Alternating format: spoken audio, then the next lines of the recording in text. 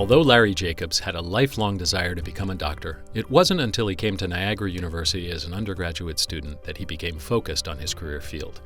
When he graduated in 1961, his path was set on a career in medicine. I remember him telling me the story many times, actually, of going into a hospital with his mom.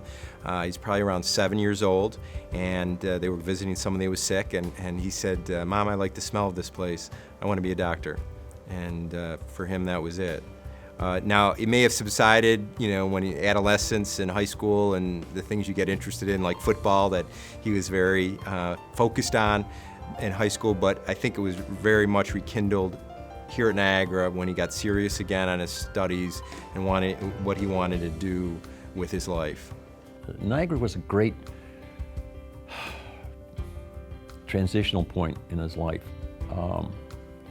He achieved a certain maturity that was needed. He went with a need that he didn't know he had, and it filled that. I think Niagara does a tremendous job in that, and they did a tremendous job with him. His achievements would never have occurred without Niagara. Niagara played a tremendous role. I think his family and my family will never forget the great opportunity that Niagara provided for him. Dr. Jacobs earned his medical degree from St. Louis University, and following his residency at Mount Sinai Hospital and School of Medicine in New York City, he began his work in the field of neurology. It was through this practice that he became beloved by his patients. Larry, as a doctor, had a compassion which every person that saw him, every patient that saw him from a professional standpoint, came away knowing that what a special experience it was and how dedicated he was. He really internalized his love of his patient and his love of his pursuit. He was a doctor through and through. To see the interaction between Larry and the patient was wonderful because he made their day. And he was so compassionate and he tried so hard to make them better. And as a neurologist, that's not always easy.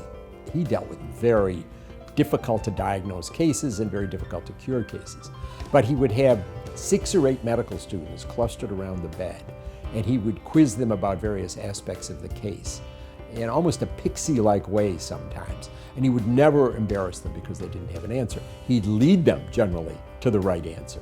And you could see how hard they prepped before they went in to do a patient because they wanted to impress the good doctor. As a practicing physician and as a medical school instructor, Dr. Jacobs made an incredible impact on the medical field. However, as a member of the faculty of the SUNY Buffalo Medical School and through his consulting work at Roswell Park Cancer Institute, his research on interferon led to an incredible breakthrough on the treatment of multiple sclerosis. I remember once a fellow saying that the real geniuses could tell us what they were doing in the simplest of terms, and he was a genius because he could do that. He could tell you where he was going. He could say, "I don't know why it's working, but it's working." He said, "I don't understand this interferon stuff, but I think it might work." And interferon was a great part of his life, of his research life.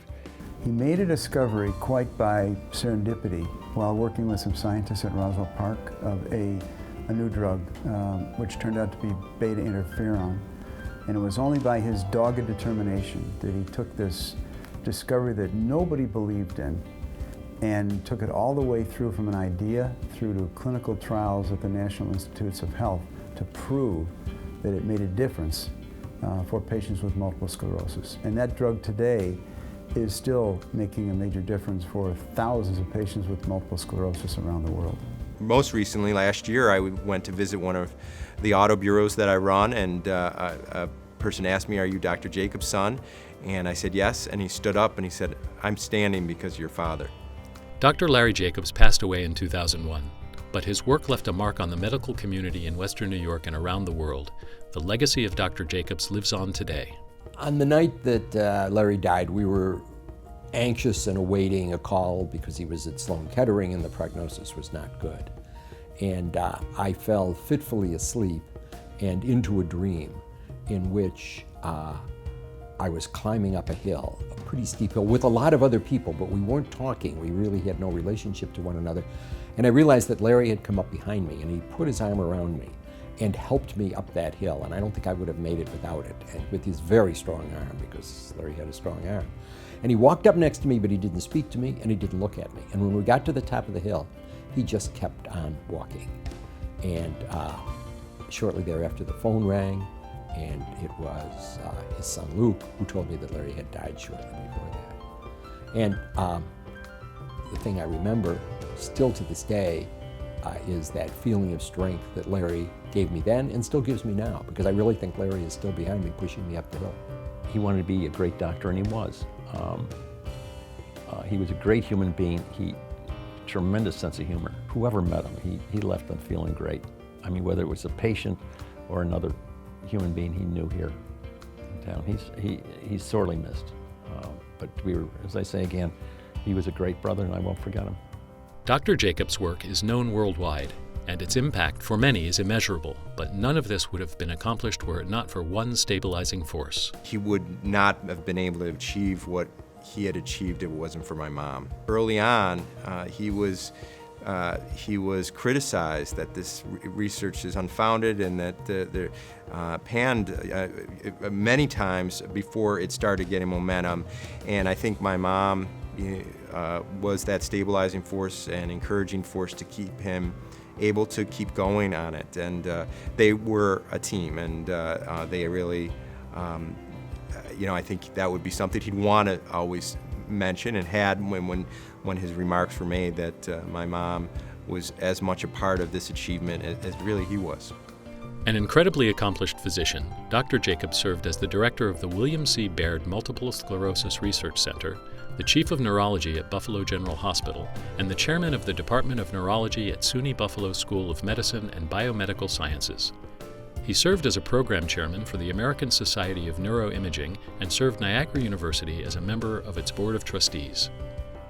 For his groundbreaking work as a physician and researcher, Niagara University is proud to honor Dr. Lawrence Jacobs with the 2015 St. Vincent de Paul Award.